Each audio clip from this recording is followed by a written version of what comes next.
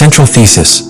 What we saw in the second week of testing in Bahrain was not just a performance improvement, it was the first real sign that the 2026 regulation could be designed, almost accidentally, for Lewis Hamilton's natural style. Hook. What if the most radical change in the recent history of Formula One was not weakening Hamilton, but rather preparing the ground for him to dominate again in 2026? In the second week of testing in Bahrain, everything changed, but not in the lap times, but in something much deeper, in the way in which Lewis Hamilton began to interact with the car under the new demands of the 2026 regulation. To understand why Nico Rosberg is convinced that these rules can benefit him, we first have to understand what this new Formula One is really asking of the driver. Because the car of 2026 does not drive like the car of 2024 or the car of 2025. It requires constant anticipation, millimeter energy management, and extreme sensitivity in braking due to the combination of 50-50 hybrid and active aero. And in that scenario, what was specifically seen in the second week in Secure was an adaptation that did not seem forced.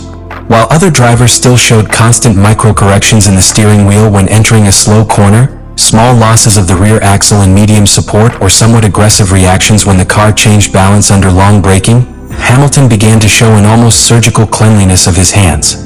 The onboard cameras revealed something very specific. The steering wheel barely needed corrections. There were no whippings.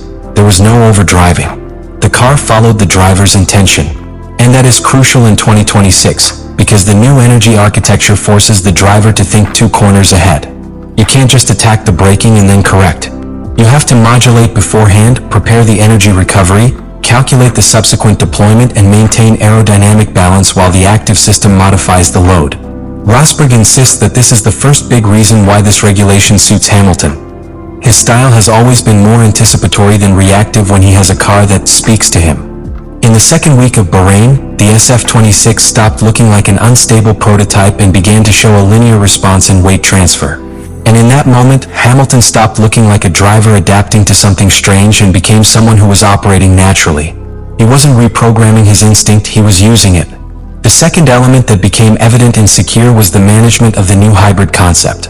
The end of the MGUH and the 50-50 split between the thermal engine and the electric part not only changed the engineering, they changed the piloting. Now the energy deployment depends much more on the exact moment in which you brake, on how much you recover in that phase, and on how you synchronize the corner exit with the electrical delivery. In the second week, Hamilton was seen integrating lift and coast without breaking the general rhythm of the session. It didn't seem like he was sacrificing lap after lap. Its degradation was progressive, stable, without abrupt drops in performance. That indicates something key. He was managing power and tires at the same time without one compromising the other. And here comes the third piece of the puzzle that Rosberg points out: the brutal importance of consistency over the long stint. In this new regulation, where the available energy determines each phase of the turn, races will not be won only with a magic lap in qualifying, but with the ability to maintain a high and controlled pace for 15 or 20 consecutive laps. In the second week in Bahrain, Hamilton's long runs showed exactly that: stability. The car had no unexpected degradation spikes.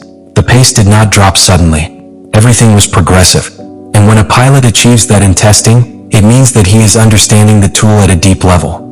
In addition, there was a very revealing technical detail in the last sector of the Secure route.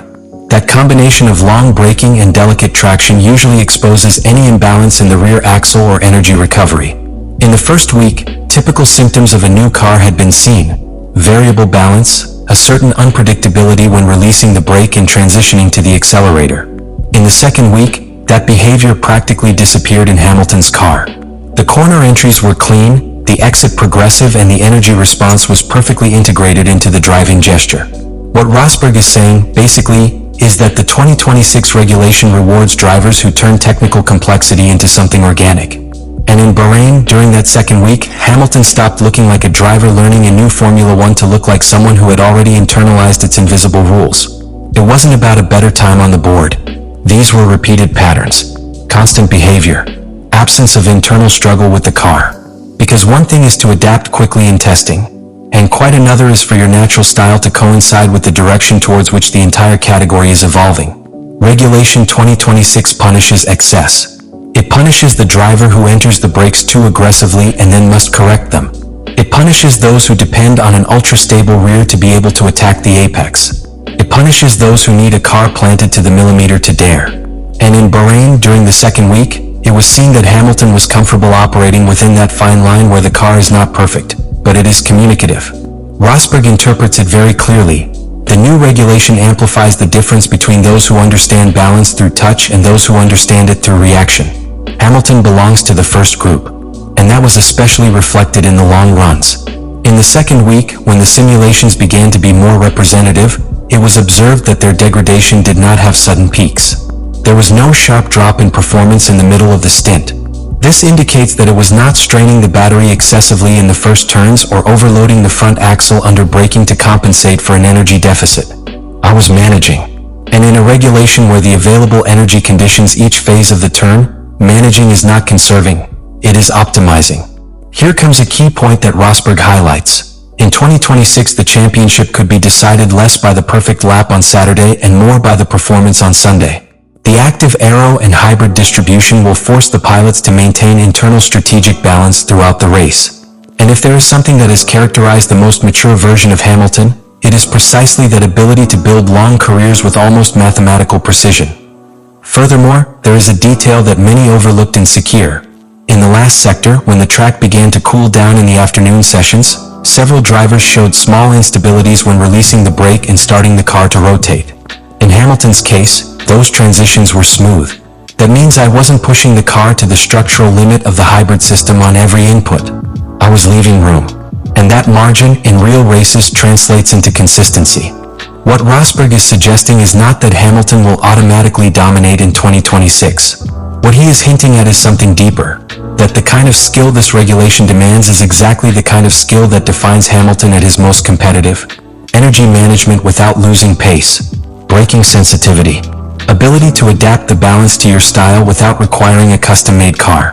And here appears an enormous strategic consequence.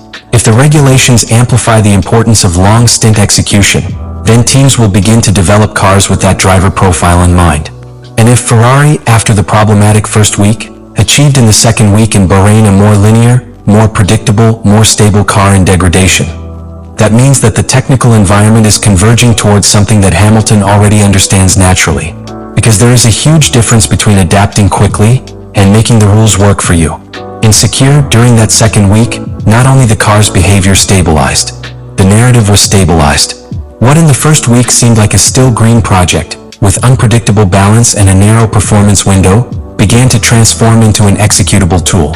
And when a car goes from being unpredictable to being linear under such complex regulations, the driver who best understands that linearity will be the one who makes the difference. Rosberg puts it implicitly, 2026 is not going to reward only the most explosive driver.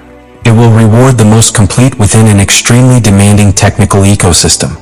The elimination of the MGUH, the 50-50 hybrid split, the total dependence on braking recovery and the active aero that dynamically modifies the balance turn each lap into an equation in motion.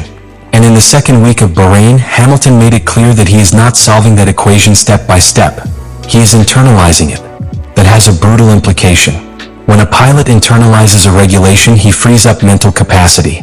You are no longer thinking about the energy in each braking, nor about the aerodynamic transition, nor about how much the accelerator must modulate so as not to destabilize the rear load. All of that becomes automatic.